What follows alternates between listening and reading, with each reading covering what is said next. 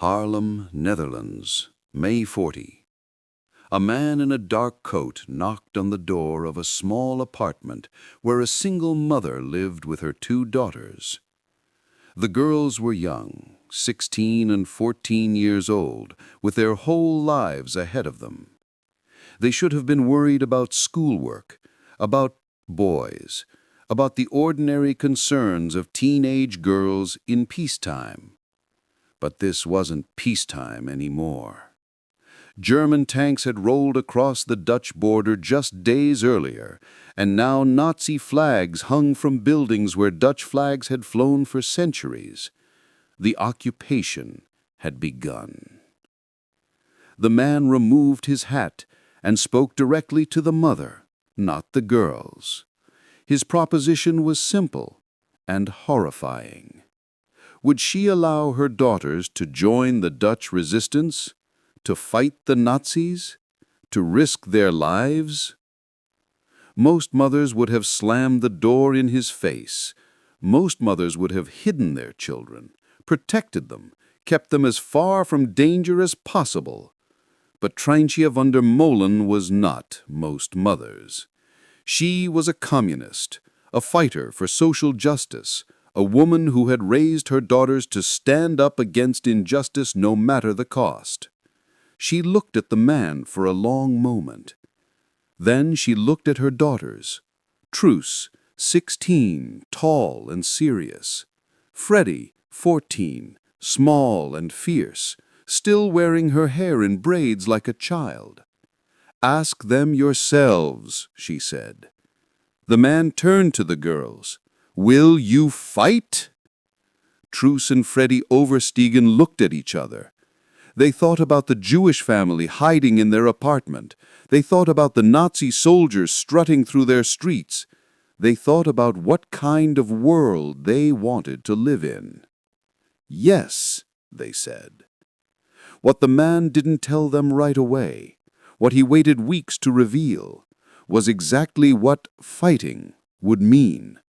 Not just distributing leaflets or hiding refugees, not just sabotage or intelligence gathering. They would learn to shoot. They would learn to kill.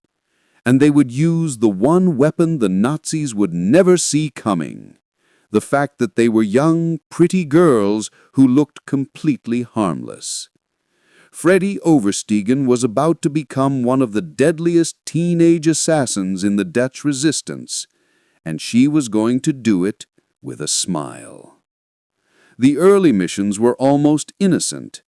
The sisters would ride their bicycles through Haarlem, distributing illegal newspapers and anti-Nazi pamphlets. They would glue warning posters over German recruitment signs, then pedal away laughing before anyone could catch them. If Nazi soldiers stopped them, they would act confused, scared, helpless, just 2 young girls who didn't know anything about anything. It worked every time. The Germans never suspected them. How could they? Truus was pretty and charming. Freddie looked even younger than her 14 years, especially with her long dark hair in braids. They were children, harmless. That was their greatest weapon. Their mother continued her own resistance work, hiding Jewish refugees in their tiny apartment, printing illegal newspapers in their living room. The printing press was so loud that Truus and Freddie had to stand guard outside, watching for Nazi patrols, ready to warn their mother if anyone came too close. It was dangerous. It was exhausting. But it wasn't enough. Not for Truus, not for Freddie, not after what they saw. One afternoon, Truus witnessed something that would haunt her for the rest of her life. She was walking through Haarlem when she saw a Dutch SS officer, a collaborator, a traitor to his own people, holding a baby, a Jewish baby. The father and older sister stood nearby, helpless, terrified. The SS officer grabbed the infant by its legs and smashed its head against a brick wall. The child died instantly. The father and sister screamed, and Truus stood frozen, watching, rage building inside her like a physical thing, hot and terrible and all-consuming. She would later describe that moment as the turning point. You can have any political conviction or be totally against war, but at that moment, you are just a human being confronted with something very cruel. If you experience something like this, you'll find it justified to act against it. Act against it. That meant more than distributing newspapers. That meant war.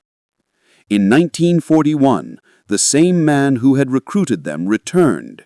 This time, he didn't ease them into it. This time, he told them the truth about what the resistance needed. You'll learn to shoot. You'll learn to sabotage bridges and railway lines. And you'll learn to kill Nazis. Freddie's response became family legend. Well, that's something I've never done before. They trained in the woods outside Haarlem. 7 fighters, including Truus and Freddie, the only girls in the group. They learned to operate firearms, to march, to move silently through the forest. They learned to set explosives and cut communication lines.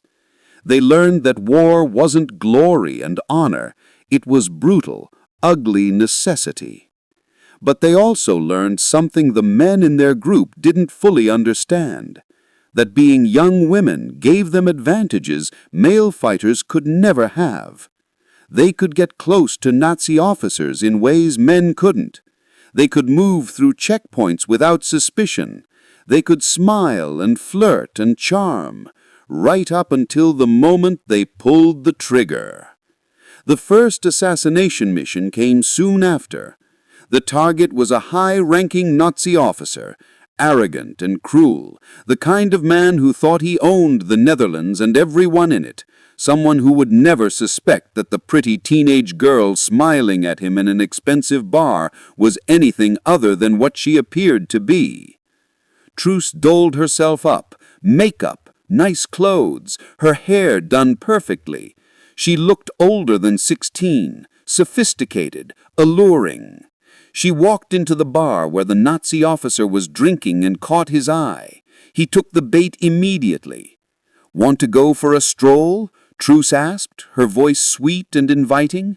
Of course he wanted to, a beautiful young woman offering him company. He followed her out of the bar, probably thinking about what the evening might bring, never once considering that he was walking towards his death. They entered the woods. Freddie was already positioned there, hidden in the undergrowth, watching every step her sister took with the Nazi officer.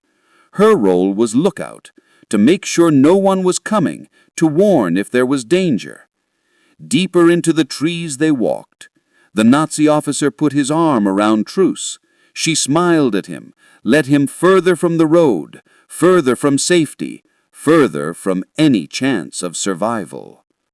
Then, right on schedule, another resistance fighter accidentally appeared on the path. "Girl, you know you're not supposed to be here," he said to Truus, playing his part perfectly. Truus apologized, acted embarrassed, turned away with the Nazi officer to find privacy elsewhere. The German, annoyed but still eager, followed her deeper into the darkness.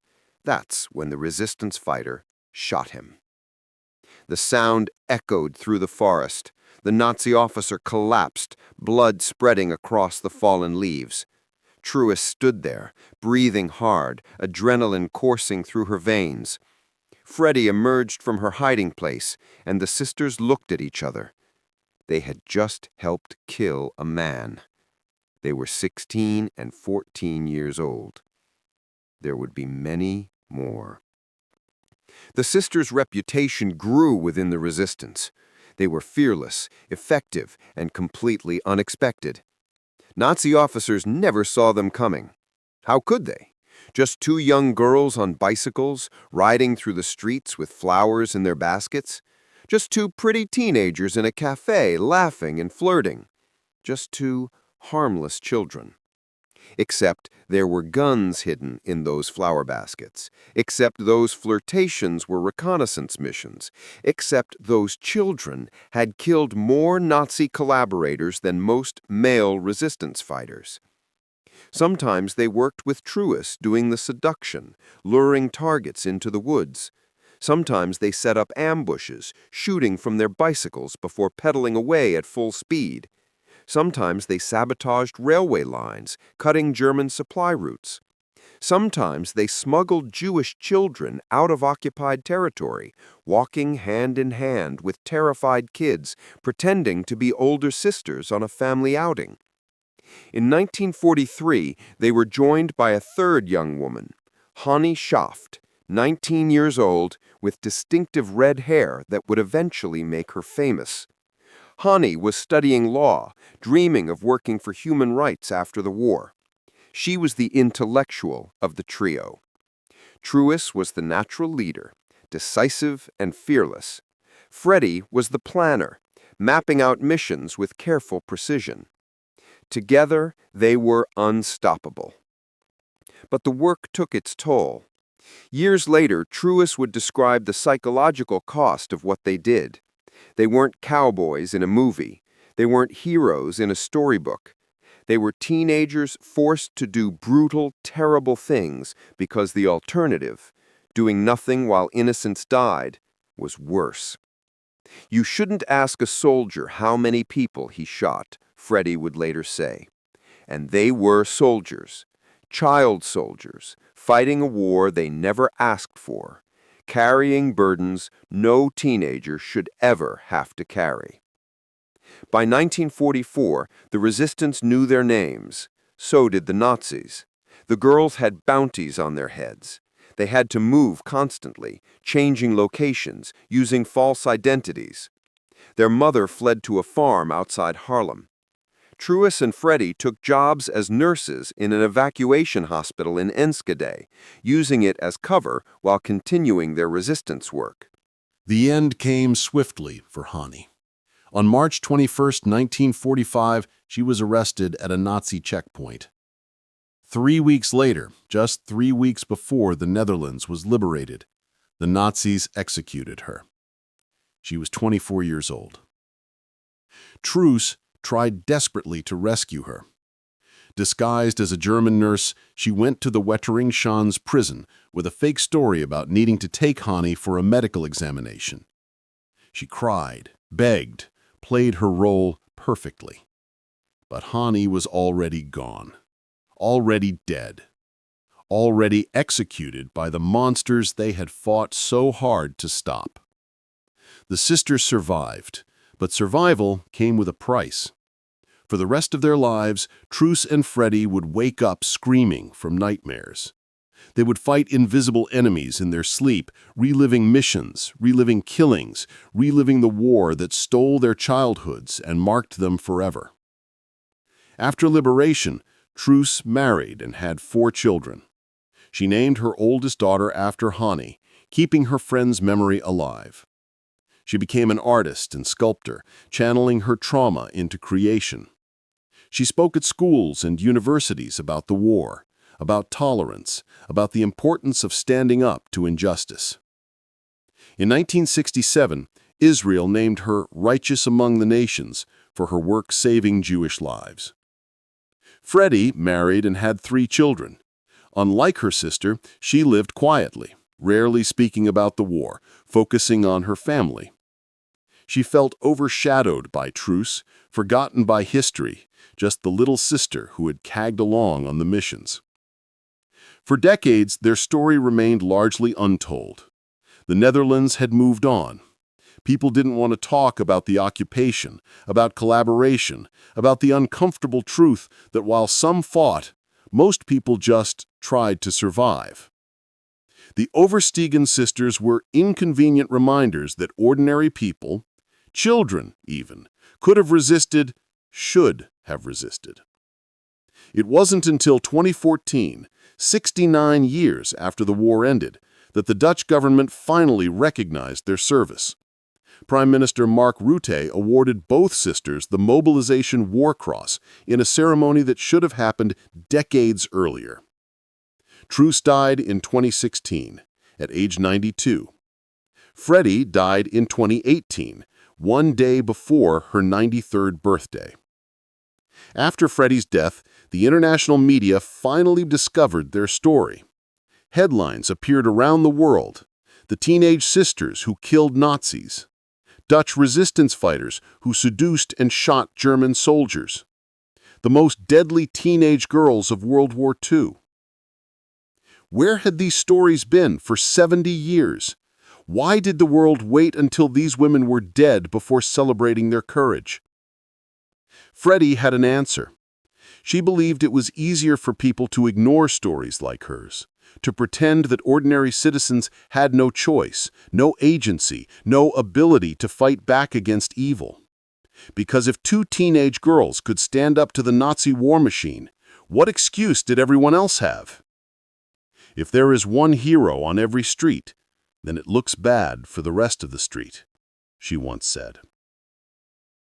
Truus and Freddie Oversteegen were 14 and 16 years old when they decided that flirting with Nazi officers, luring them into the woods, and shooting them was preferable to living under occupation.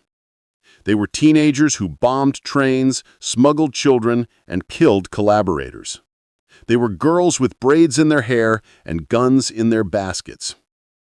They never revealed exactly how many people they killed.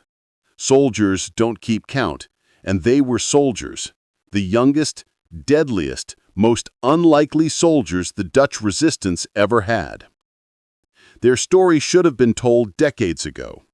Their names should be as famous as any war heroes, because what they did, what they sacrificed, what they endured, what they became, deserves to be remembered. Two teenage girls looked evil in the face and said, "Not here, not in our city, not while we are alive to fight you." And they fought, with everything they had, until the very end.